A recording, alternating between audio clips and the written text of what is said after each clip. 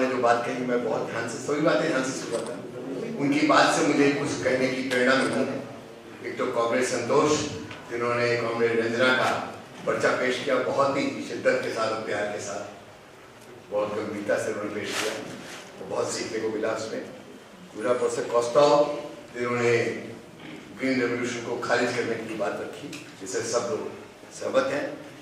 फिर प्रोफेसर नेहा ने भी बात अपने ढंग से रखी, और जब इन साथियों ने बोलना शुरू किया तो मुझे लगा मैंने जितनी तैयारी की थी बोलने की, सवेरे मुझे कह दिया गया आपको कहा जाएगा, तो एक एक पॉइंट करके तीनों ने खारिज कर दिया। मतलब तीनों ने उसको पूरा कर दिया, मेरे को बचा दिया।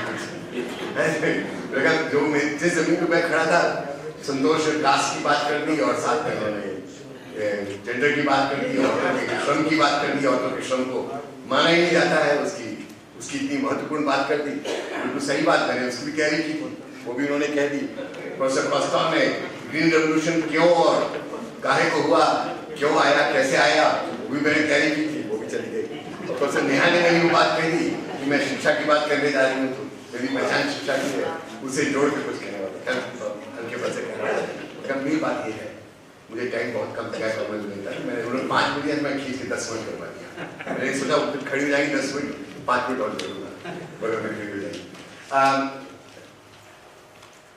ये मेरी चूंकि पहचान शिक्षा की रही है, तो शायद थोड़ा अचरज होगा कि मेरी MSc एग्रीकल्चर में है, और जब मैं MSc कर रहा था उस समय ग्रीन रेवोल्यूशन की व्यूह रचना भारत में रची जा रही थी मेरी आंखों के सामने। तो मेरी एग्रीकल्चर की जो MSc है वो Indian agriculture research institute Pusa Delhi में हुई थी, और वो जो खलनायक प्रोफेसर स्वामीनाथन मेरे गुरु थे। वो मुझको जेनेटिक्स पढ़ाते थे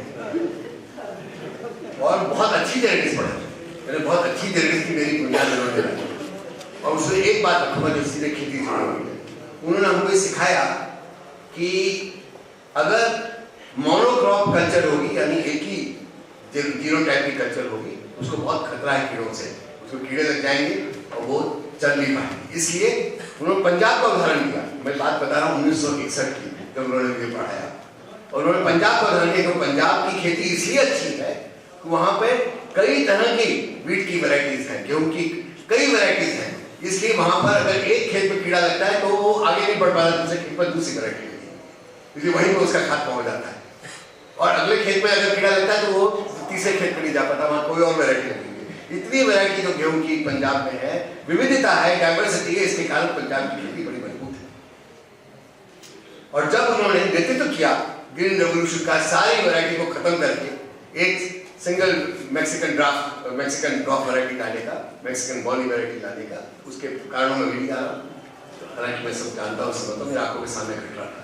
तो एक बार मैंने क्लास में पूछी, 1 साल बाद मैंने कहा, अभी तो आप बता रहे 1 साल पहले की पंजाब की ये ताकत है, जो करने जा रहे हैं वो ताकत खत्म हो जाएगी। पूरा कुछ सवालों का जवाब नहीं दिया था। पंजाब में हुआ, आपके यहाँ जब मैक्सिकन ड्रॉप आया तो उससे कीड़े भी लगे, फिर कीड़ों को मारने की दवा आई, उसको ज्यादा रासायनिक खाद चाहिए थी तो फर्टिलाइजर इंपोर्ट किया गया, दवा इंपोर्ट की गई, और फिर पानी ज्यादा चाहिए था उसको, तो उसके लिए बिजली कुएं लगे, नलकूप लगे, जो कुछ लगे, ट्यूबवेल लगे, बिजली का खर्चा बढ़ा, पानी नीचे से अंडरग्राउंड पानी खत्म हुआ। तो जो नहीं होना चाहिए सब हुआ, पंजाब में हुआ, बाकी देश में हुआ, फिर मध्य प्रदेश में हुआ, फिर और जगहों पे हुआ, होते गया सब। पश्चिम उत्तर प्रदेश बर्बाद हुआ, और ये सब चीजें फिर सब्सिडाइज की गई। पहले तो हमको मजबूर किया गया, फिर सब्सिडाइज की गई। मैं बहुत सोचता रहता हूँ, ये सब्सिडी क्यों दी गई, वो किसको दी गई? क्या सब्सिडी किसानों को दी गई? मुझे जवाब मिल रहा है, खासकर आज की बात सुनते नहीं, किसानों को कभी नहीं दी गई। वो सब्सिडी दी गई दुनिया के पूंजीवाद को, कैपिटलिज्म। वो तो उनके लिए मार्केट खोली गई थी, उनके लिए फर्टिलाइजर की मार्केट थी, उनके लिए पेस्टिसाइड की मार्केट थी, उनके लिए नए बीज की मार्केट यहाँ बन रही थी, उनका कंट्रोल हो रहा था पूरा उसके जरिए। चाहे वो शुरू में रॉकफेलर फाउंडेशन ने उसके लिए रास्ता खोला, उन्होंने सारे मेरे जितने सहपाठी थे जो प्लांट बिल्डिंग पढ़ते थे, उन सबको 3-3 हज़ार रुपए की स्कॉलरशिप मिल गई रॉकफेलर फाउंडेशन इस काम को करने के लिए, ताकि वो आगे मुंह न खोले, उनके भी मुंह बंद हो गए। तो ये सब हुआ, और हम हमेशा के लिए कर्जदार हो गए दुनिया के पूंजीवाद, हमेशा के लिए। अभी तक वो कर्ज उतरा नहीं, ना उतरने वाला। तो सब्सिडी किसको दी जाए? सब्सिडी वो जो सब्सिडी किसानों को मिल रही थी, वो किसानों के जरिए दुनिया के पूंजीवाद को, कॉर्पोरेट घरानों को दी जा रही थी। ठीक उसी तरीके से जब सरकार आज बोलती है कि चिंता मत करो, अगर प्राइवेट मेडिकल कॉलेज खुल रहा है, प्राइवेट इंजीनियरिंग कॉलेज खुल रहा है, बड़ा खर्चा होने वाला है, हम लोन दे देंगे ना तुमको। वो लोन विद्यार्थियों को नहीं मिलता है, वो loan private medical, private engineering college के मैनेजमेंट को मिलता है, नहीं तो चल नहीं पाएगा। उनकी जो जितनी फीसें कोई भर नहीं सकता, लोन विद्यार्थियों को कभी नहीं मिलता। इसीलिए 1-2 साल पुरानी बात है, जब चिली में विद्यार्थी बिल्कुल लोन से दब गए, कर्ज से डूब गए, तो वहां के बुजुर्ग कलाकार ने जब वो प्रोटेस्ट कर रहे थे सब विद्यार्थी, उन सब के लोन के कागज इकट्ठे किए, उनको आग लगा दी, होली कर लगा दी, कहा तुम्हारे लोन के कागज अब सब खत्म हो गए, तुम मुक्त हो गए लोन से। तो सिविल नाफरमानी का भी आपको आह्वान मिला कि ये सिविल नाफरमानी का हिस्सा है। और इस समय लोन से, शैक्षिक लोन से सबसे कर्जदार किस देश के विद्यार्थी है? अमेरिका के। अमेरिका खुद अपने देश में वही नवोदारवादी नीतियां थोप रहा है, क्योंकि दुनिया के पूंजीवाद से वो भी दबा हुआ है, तो वहां के विद्यार्थियों को लोन थोपा जा रहा है। कर्ज का मतलब कभी भी कर्ज विद्यार्थियों को, किसानों को नहीं मिलता है, कर्ज उनके जरिए पूंजीवाद को। अब सवाल उठा क्या केवल एक ही मकसद है सब्सिडी का? नहीं, एक और मकसद है। उस हालात में अगर आपको आपकी सारी सर्विसेज सब्सिडाइज नहीं होगी तो किसान क्या करेंगे? आज वो खुदकुशी कर रहे हैं, लाचारी आज कर रहे हैं ना, इतने सालों के बाद, बर्बादी के बाद। उस समय अगर 10 साल के बाद ये लोग सब्सिडी देनी बंद होती तो वो विद्रोह करते, बगावत। ये बगावत को रोकने के लिए सब्सिडी दी जाती है, बगावत को रोकने के लिए लोन दिया जाता है, ताकि शिक्षित बेरोजगार युवा बगावत। ये सब पूंजीवाद के नवोदारवादी फ्रेमवर्क का हिस्सा है, हम समझ लें, कोई हम पे दया नहीं करता।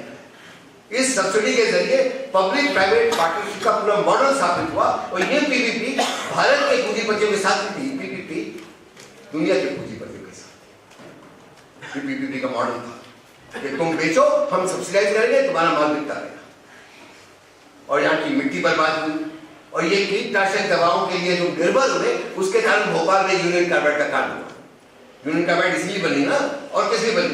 यूनियन कार्बाइड बनी एक पेस्टिसाइड बनाने के लिए, और उस मल्टीनेशनल कंपनी को कुछ देर बाद समझ में आ गया कि ये बनाना बड़ा खर्चा पड़ रहा है, इसकी इनपुट कॉस्ट बहुत बढ़ रही है, इसलिए यहाँ पर ये सावधानी की चीजें खत्म करो, बर्बाद होने दो यूनियन कार्बाइड की फैक्ट्री को, जो होगा देखा जाएगा, यहाँ के गरीब लोग मरेंगे ना, अमेरिका के लोग तो नहीं मरेंगे। प्रॉफिट के चक्कर में यूनियन कार्बाइड का पूरा कांड हुआ, यूनियन कार्बाइड बनती ही नहीं, वो फैक्ट्री नहीं लगती। ये सब जुड़ा हुआ। इसके एक और जुड़ा मैं कहना चाहता हूँ, आज मैंने टेस्ट भी किया कुछ साथियों से, पंजाब के साथ बात करके, कहीं मैं पुरानी बात को गलत तो नहीं समझ पाया। जब यहाँ पर इनपुट कॉस्ट इतनी बढ़ गई कि आपको प्रॉफिट मार्जिन घट गई, तो अंत में लाचार होकर पंजाब के किसानों को, ज्यादा जाट लोग थे, उनको अपने बच्चों को कहना पड़ा बस एक लड़का काफी है, बाकी सब शहर में आए। लड़कों को शहर में आए, वो जालंधर आए, अमृतसर आए, पटियाला गए, इन सब लुधियाना गए, और वहां पर उन्होंने हायर एजुकेशन पाने की कोशिश की। कॉलेज में एडमिट हुए इस उम्मीद में हम कॉम्पिटिटिव एग्जाम से निकल के कोई जॉब पा जाए, नौकरी पा जाए। जब कॉम्पिटिटिव एग्जाम में बैठे तो पता चला जो वो उस परंपरा से नहीं निकले थे जहां पे शिक्षा ज्ञान की परंपरा होती है, उनका जो शिक्षा ज्ञान था उनके पास अपने परिवारों से था, वो नहीं चलता था कॉम्पिटिटिव एग्जाम, उसकी जगह नहीं थी कॉम्पिटिटिव एग्जाम। कॉम्पिटिटिव एग्जाम में ज्ञान का, इल्म का तो का विचार का बिल्कुल फर्क था, और जिन लोगों को उसकी आदत थी वो शहर के रहने वाले युवा थे, उनके साथ पढ़ने वाले, वो निकल गए कॉम्पिटिटिव एग्जाम में आगे, और ये पिछड़ गए। जो निकल गए आगे वो आमतौर पे हिंदू थे, जो पिछड़ गए वो जट सिख थे। इसका पूरा फायदा उस समय भिंडा वाले ने उठा लिया, अमृत चखा चखा के। ये बात मुझे यहीं पे पता चली, और फिर जब मैंने विश्वास नहीं किया तो मुझे EPW छपा हुआ पर्चा यहीं के एक बुद्धिजीवी ने पकड़ा दिया, पढ़ लेना। इस समय की एक ही बात बता रहा हूँ, जब ये सब शुरू हो रहा है 80 में तो बिल्कुल पीक पे पहुंच गया। पूरा पंजाब का जो मामला है, जिससे हम बड़ी मुश्किल से मुक्त हुए या हुए नहीं, मुझे मालूम नहीं है, पर पंजाब का पूरा मामला इस हरित क्रांति से, ग्रीन रेवोल्यूशन से जुड़ा हुआ मामला है। तो संक्षेप में बात कर रहा हूँ, उस समय की कमी है। इसके जो सामाजिक और राजनीतिक असर है हम अभी तक भुगत रहे हैं। तो ग्रीन रेवोल्यूशन खारिज करना ठीक है, ये प्रस्ताव उनका मुझे मंजूर है, जेएनयू के प्रोफेसर साहब, लेकिन मेरी दिक्कत उनके अगले प्रस्ताव से है कि ये जो खलनायक है, मैं भी खलनायक मानता हूँ, वो खलनायक है प्रोफेसर स्वामीनाथन। उनकी ये रिपोर्ट बड़ी कंफ्यूजिंग रिपोर्ट है, वो बड़ी चतुरता से लिखी गई है, उसमें अभी नहीं जा रहा हूँ। उनके हम पुतले जलाए। मुझे क्यों इसमें दिक्कत आ रही है? इसलिए नहीं कि मुझे लोग पढ़ा है, इसलिए दिक्कत आ रही खलनायक को मैं मानता हूँ। उससे अगली बात उसकी और भी ज्यादा कर सकता हूँ, इसलिए कि उनके पुतले जला के आप ये आभास देंगे जनता को कि सब इन्होंने किया है। अरे वो तो एजेंट है ग्लोबल कैपिटलिज्म के, उन्होंने उनकी बात की है। तो हमारी लड़ाई ग्लोबल कैपिटलिज्म से कि उनके एजेंटों से तय कर लेना, ये हमें तय करना पड़ेगा। वो गलत इंप्रेशन में दे रहे जनता के बीच में, गलत शिक्षण भी जा रहा है, गलत राजनीतिक शिक्षण हो रहा है। जिससे लड़ना है उसके पुतले नहीं चलेंगे, जिससे नहीं लड़ना है, अगर ये स्वामीनाथन नहीं मिलते तो दूसरे स्वामीनाथन मिलते। कोई कमी थी स्वामीनाथन की भारत? आज क्या नहीं मिल रहे हैं, अनेकों मिलते जा रहे हैं। उनका काम करने वाले भारत के विश्वविद्यालयों से पढ़े हुए जो बुद्धिजीवी, वही तो काम कर रहे हैं ग्लोबल कैपिटल। और कौन कर रहा है? और कोई नहीं कर रहा। न्यूक्लियर पावर रिएक्टर भी हमारे बुद्धिजीवी बनाते हैं, हमारे आईआईटी से निकले बुद्धिजीवी बनाते हैं। और कौन बनाता है न्यूक्लियर पावर रिएक्टर? और जाके सिलिकॉन वैली में हमारे लोग जाके बैठते हैं, और फिर वहां पे वो बड़ी जोर से अनाउंसमेंट करते हैं। जब मोदी जाते हैं वो अनाउंसमेंट करते हैं कि हम तुम्हारे 500 रेलवे स्टेशनों पे वाईफाई लगा देंगे। ये तब कोई नहीं पूछता उनमें से कि आप वाईफाई क्यों लगाओगे भाई, आप टॉयलेट क्यों नहीं दोगे, पीने का पानी क्यों नहीं दोगे, बैठने की जगह क्यों नहीं दोगे, और आप बुलेट ट्रेन क्यों दोगे, आप एक्स्ट्रा ट्रेन क्यों नहीं चलाओगे, एक्स्ट्रा पैसेंजर ट्रेन क्यों नहीं लगाए? हमारे बुद्धिजीवी नहीं पूछे, क्योंकि बुद्धिजीवी बन चुके हैं उनके, जो नहीं बने वो यहां मौजूद है।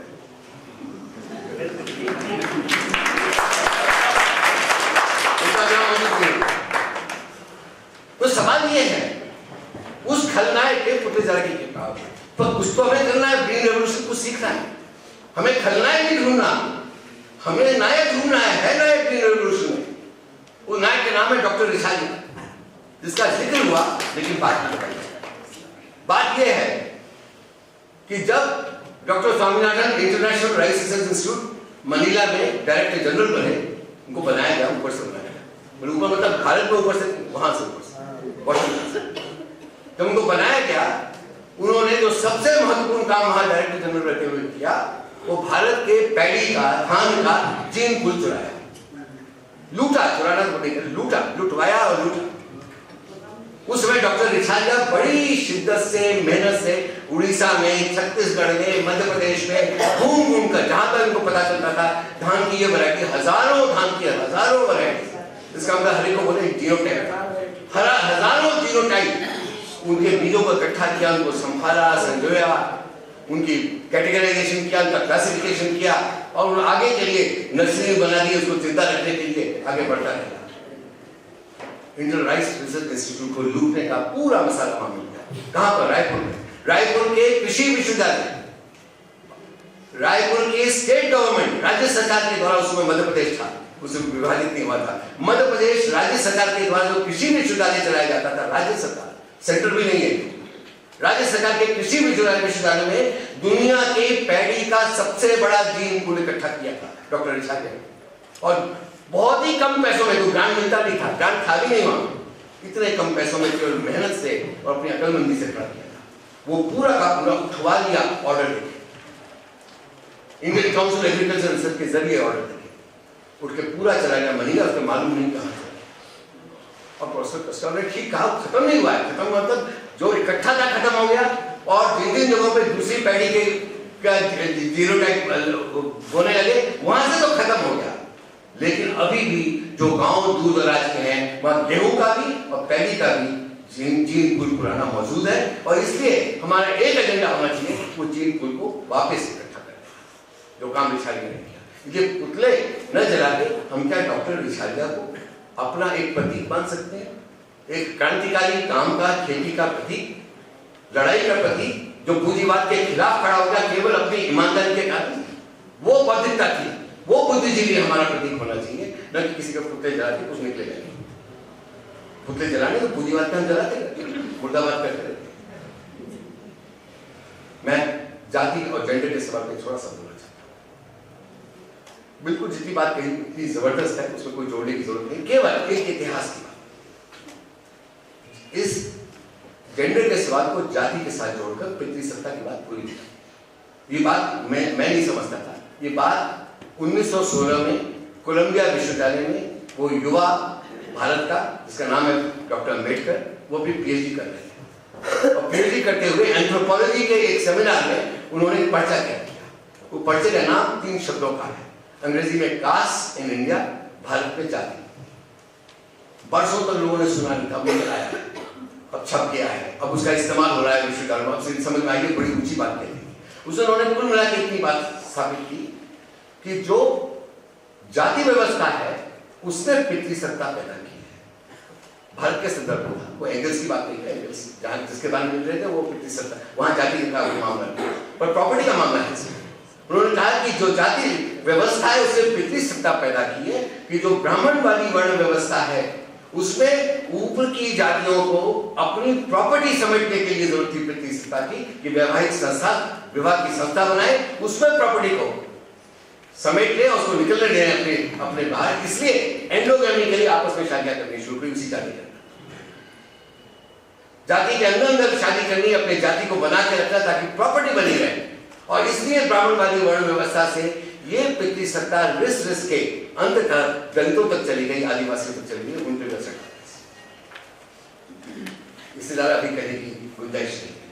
इसलिए अगर आप इसको जोड़ देंगे अपनी इस लड़ाई में, जो खेती की लड़ाई जो बात कॉमरेड रंजना ने रखी है, उसको हम जोड़ देंगे तो हम जाति व्यवस्था के खिलाफ और पितृसत्ता दोनों के खिलाफ एक आंदोलन चलाएंगे, जब खेती को बचाने का आंदोलन करेंगे। साथ में जुड़ जाएगा, पूरा समाज जुड़ जाएगा, और बिना जाति व्यवस्था को नष्ट किए पितृसत्ता नष्ट भी हो सकती है। ये गुण डॉक्टर बाबा साहब अम्बेडकर हमको दे रहे हैं 1916 से। तो साथियों, इतनी बात करके मैं आखिर में शिक्षा की बात करता हूँ। प्रोफेसर नेहा ने कहा, उन्होंने कहा कि वो जो महिलाएं इस मजबूरी में अब शहर जा रही हैं, उनको वहां ज्यादा चॉइस मिल रही है। तो चॉइस मार्केट का शब्द है, मार्केट से निकला हुआ शब्द है, तो वो छोड़िए, उनको चॉइस मिल रही है, उनको लगता है हम अपने बच्चों को बेहतर पढ़ा पाएंगे। तो उन्होंने शुरू में बिल्कुल एक सुंदर बात कही थी। वो कहा था कि शिक्षा सबको मिले, सबका हक है, लेकिन शिक्षा में क्या पढ़ाया जाता है ये ज्यादा जरूरी है जान लेना। कि ऐसा ना हो कि शिक्षा में ऐसी चीज पढ़ाई जा रही है जो लोगों के हकों को छीन रही है, पूरे समाज का जो डेवलपमेंट मॉडल है उसको तोड़ रही है, और वो उल्टी शिक्षा दी जा रही है, उसका हक हम दिलवा रहे हैं। तो जिस हक को वो महिला शहर में जाके अपने बच्चों के लिए पाती है, वो शिक्षा तो ठीक मार्केट की है ना, वो तो समाजवादी क्रांति की ओर आगे बढ़ाने वाली शिक्षा नहीं है। तो हम क्या तब खुश हो गए जब महिलाएं शहर चली जाएंगी, अपने परिवार से दूर हो जाएंगी और मजबूरी में जा रही है, और वहां पर उनके साथ क्या हो रहा है उसका हम अभी कल्पना भी करने को तैयार नहीं होंगे। जो होता है उनके साथ हम उस हालत में पहुंच जाएंगे, या जो बदलाव लाना है गांव में लाएंगे, अपने गांव में लड़ाई लड़ेंगे और शहर वाले शहर में भी लड़ेंगे। एक बेहतर समाजवादी परिप्रेक्ष्य में खड़ा किया गया, सोशलिस्ट पर्सपेक्टिव में खड़ा किया गया, पूरी तौर पर मुफ्त सामान्य शिक्षण व्यवस्था जो केजी से लेकर पीजी तक होगी, केजी से लेकर पीजी तक होगी, जहां मेडिकल कॉलेज और इंजीनियरिंग कॉलेज की मुफ्त में पढ़ाएंगे। उस शिक्षा व्यवस्था की लड़ाई लड़ेंगे कि हम पलायन करेंगे इस लड़ाई से, और उसके लिए एडजस्टमेंट करते रहेंगे। किसी ने कहा कि आरटीआई ने 25% दिया और स्वामीनाथन ने 50% दिया। नहीं, आरटीआई ने 25% नहीं दिया, आरटीआई ने 5% भी नहीं दिया। तो आरटीआई का जो 25% वाला मामला कहलाता है, वो उसके एनरोलमेंट का, प्राइवेट स्कूल के एनरोलमेंट का 25% है। वो दलितों का 5% नहीं है, आदिवासी वो 5% भी नहीं होने वाला है। उस आरटीआई ने तो ग्लोबल कैपिटल के लिए मार्केट खोली स्कूल एजुकेशन की, और उसमें 25% पढ़ के हम लड़ाई लड़ रहे हैं। वो ना नरेगा ने न्यूनतम वेज क्या होती है? न्यूनतम वेज होती है 2400 कैलोरी का खाना भोजन खरीदने के लिए जितना रुपया चाहिए उतना मिल जाना चाहिए, 2400 कैलोरी का। तो केवल 2400 कैलोरी का मामला कैलकुलेट करके न्यूनतम वेज बनती है। उसका मतलब जिस घर में न्यूनतम वेज पे दिहाड़ी नरेगा वाली दी जा रही है, उसमें वो लोग कपड़ा नहीं खरीद सकते, वो महिला चोली नहीं खरीद सकती, वो एक पेंसिल नहीं खरीद सकते बच्चों के लिए, और दवा दारू के लिए 0 पैसा, सबके लिए 0 पैसा। वो एक दिन की छुट्टी नहीं ले सकते, न ईद की, न क्रिसमस की, और न होली दिवाली की। एक दिन की छुट्टी ले सकते, जिस दिन लेंगे तो भूखे मारेंगे, कोई 2400 कैलोरी ना पाओ। उसकी दिहाड़ी की हम लड़ाई लड़ते रह जाते हैं और भूल जाते हैं कि कि उसी संविधान में जहां से सारी बातें खोज खोज के निकाली जा रही है, उसमें आर्टिकल 43 कहता है कि सम्मानजनक इज्जत वाला जीवन जीने लायक वेतन, लिविंग वेज दिया जाए, न कि ये टुकड़े दिए जाए रोटी के।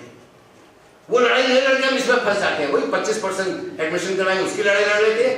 हम नरेगा की लड़ाई लड़ते हैं, 100 दिन की लड़ाई बढ़ा के 125 दिन कर दो भाई, 150 दिन कर दो। बाकी दिन क्या, भूखे मरेंगे हमारे बच्चे, बाकी दिन क्या होगा? और जो होगा भी जिसने, उसे कपड़े कहां से आएंगे, दवा दारू कहां से आएंगे, और पेंसिल स्लेट कहां से आएगा? मैं कंप्यूटर नहीं बोला, कंप्यूटर बहुत ऊंची चीज है, तो पेंसिल स्लेट तो आ जाए। तो हमें क्या लड़ाई लड़नी है सोचते, या हम वर्ल्ड बैंक ने भारत की इकोनॉमी का, IMF के सारे स्ट्रक्चरल एडजस्टमेंट करवा दिया, WTO हमारी खेती को बर्बाद कर रहा है, बिकवा रहा है, तो उस समय हम भी क्या स्ट्रक्चरल एडजस्टमेंट करेंगे वर्ल्ड बैंक की तरीके से? हम स्ट्रक्चरल एडजस्टमेंट के खिलाफ खड़े हो जाएंगे? नहीं, हमको पूरी चीज चाहिए। तो हमारे नारीवादी आंदोलन में लड़ाई लड़ी, हम आधी दुनिया नहीं मांगेंगे, हम पूरी दुनिया मांगेंगे, हम पूरी दुनिया की लड़ाई लड़े। मेरा आप सबसे गुजारिश है, न कि आधी दुनिया चौथाई दुनिया में अटक जाए, उसमें स्ट्रक्चरल एडजस्टमेंट वर्ल्ड बैंक की तरीके से करवाते रहे और करते रहे। लड़ाई पूरी होगी तो समाजवादी क्रांति के रास्ते को तय करने आगे करेंगे।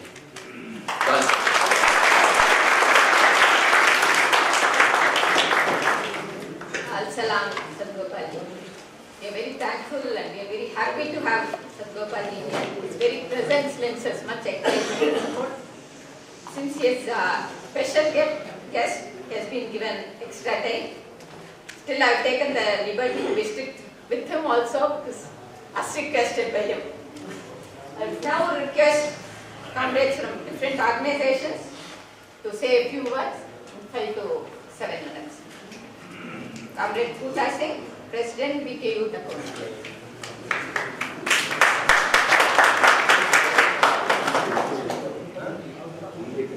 थोड़ा और ऊंचा कर नहीं, इसको नहीं, ये जिंदा कर लो।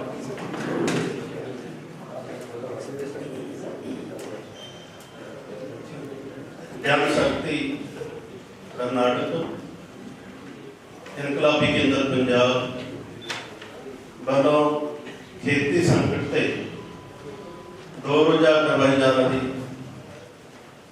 वर्कशॉप के विच पहुंचे वख-वख स्टेटों तो प्रतिनिधि। सबसे पहले वेलकम कहते हैं, जी आया कहते हैं पंजाब की धरती है। कल से लेके चर्चा हो रही है खेती वाले संकट, हरी क्रांति के हरी क्रांति ठीक सी या इससे पहले ठीक सी? पंजाब की धरती, 5 दरियावां की धरती, मैदानी इलाका, समय समय ते पैणियां बारिशां, हरिया भरिया पंजाब जिन्हों पूरी दुनिया के विच सियाने की कुड़ी के नाम से जाना जाता है। पर इस हरी क्रांति के इतिहास ने अज तो 45 साल पहला इस पंजाब के विच जिथे दुल्ले भट्टी दी मिसालां, सूरवीर योधियां दी वारां गाइयां जांदियां सी, अज पंजाब की धरती पे बैन पाए जा रहे। देखा तुसीं कोरियोग्राफी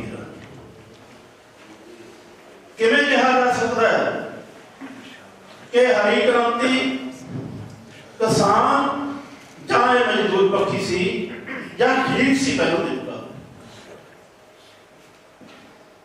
ये हरी क्रांति का जिहड़ा मॉडल साम्राज्य नीतियां तहत एक गिणी मिथी साजिश के तहत पंजाब की धरती ते या दूसरे स्टेटों की धरती ते प्रयोगशाला के तौर पर अपना के देखा गया, तो असीं समझे कि एक धोखा सी लोगों के पास, क्योंकि पंजाब का किसान अज 70,000 ਕਰੋੜ रुपए का कर्जा ही, जिहदे विच private bank, cooperative bank, commission agent 50-50% दोनों का कर्जा, 70,000 करोड़ रुपए का कर्जा कदे पंजाब के किसान और मजदूर के सिर अज भी खड़ा। सवाल कदे कर्जे का नहीं है, कर्जा तो है, आर्थिक तंगी भी, आर्थिक तंगी तो अगे खुदकुशी थोड़ी नहीं है, दर्जनों नहीं है, सैकड़े नहीं है, हजारों के पंजाब का किसान और मजदूर खुदकुशी कर चुका है और लगातार ये बर्तारा जारी है और आगे बढ़ रहे हैं। एक पासे कर्जा असल में जो देखते हैं, यह हरी क्रांति का मॉडल सी, ये दो मूँह सी इस मॉडल की, एक किसानों के लिए, किसानों के लिए, मजदूरों के लिए, जिहड़ा हादसा 35-40-45 साल के विच होया, कर्जा, खुदकुशियां, आर्थिक तंगियां, बड़ी किस्म दी बीमारियां, बेरोजगारी, एक मुंह है हरी क्रांति के मॉडल। दूसरा पक्ष, दूसरा मुंह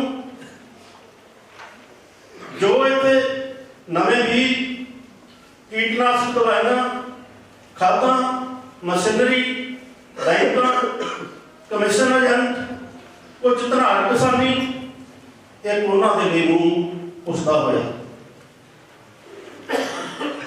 इस इतिहास के जिथे 70,000 करोड़ का कर्जा, आर्थिक तंगियां, खुदकुशियां, दूसरे पासे जिहड़े बैंकों के मुनाफे, फर्टिलाइजर कंपनियों के मुनाफे, मशीनरी बनाने वाली कंपनियों के मुनाफे, वो आसमानों छू गए हैं, उन्होंने वरदान सिद्ध होया। ये हरे इनकलाब का मॉडल, हरी इनकलाब।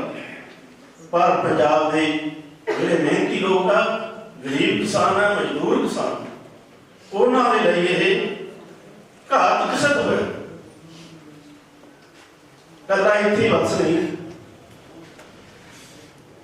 जिन्होंने भी नीति लैके आंदी, उन्होंने की देखा कि पंजाब का किसान, मजदूर, खेती, ये से कर्जा चलता तो चढ़ जाए, मुनाफा होना चाहिए।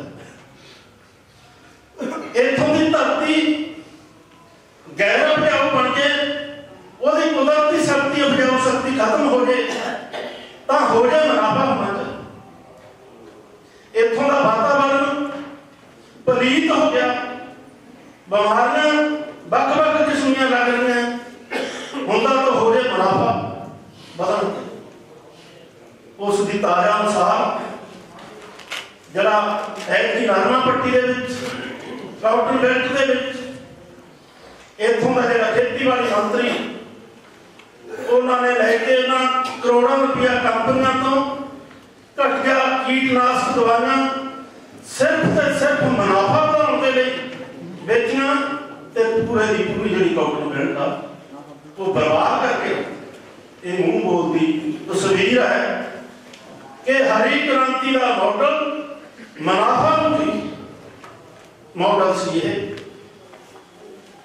जिसमें असीं धोखा कहने आज साडे देश का राष्ट्रपति, देश का प्रधानमंत्री सारे फिर एक बार कह रहे हैं कि सारे जान गया कि हरी क्रांति ये फिर हो चुकी।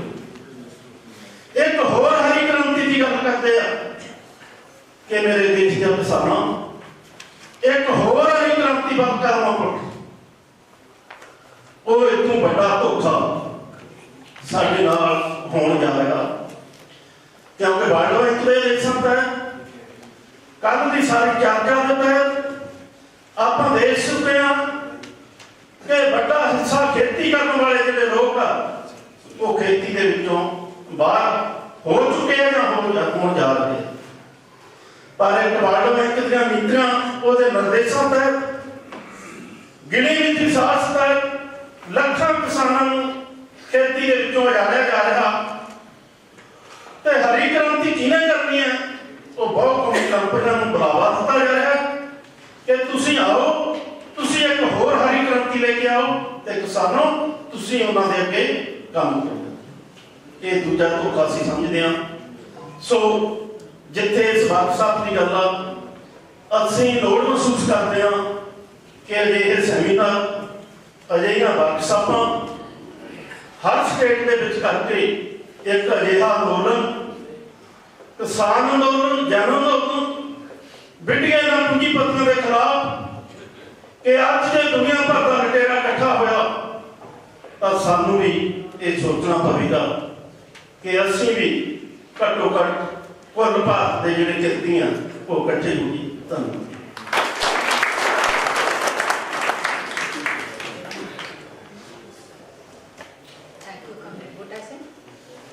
I'm very sorry to interrupt senior leaders from the Kisan movement. I can understand their natural urge to speak more, but और एक बार समय का अभाव है तो कृपया मैं विनती करती हूँ कि दूसरे कांग्रेस अपने बात को 5 to 7 minutes तक सीमित करें. Both their particular observations on the issue